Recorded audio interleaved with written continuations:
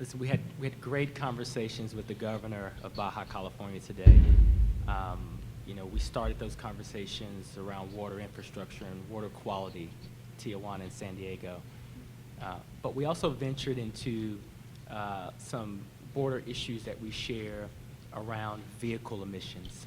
The United States is keenly focused in curtailing emissions from tailpipes, both small and large vehicles.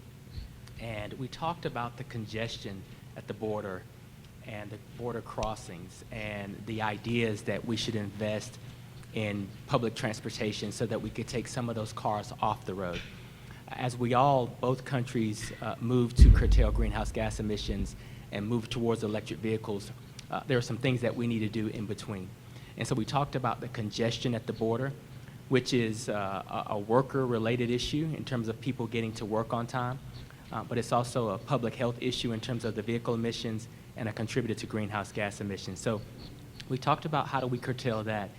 We talked about ports, and we talked about supply chain issues and what both countries can do to work more closely together, again, to keep the economic vitality going with both of our countries, but also looking at ways where we can do it in an efficient way.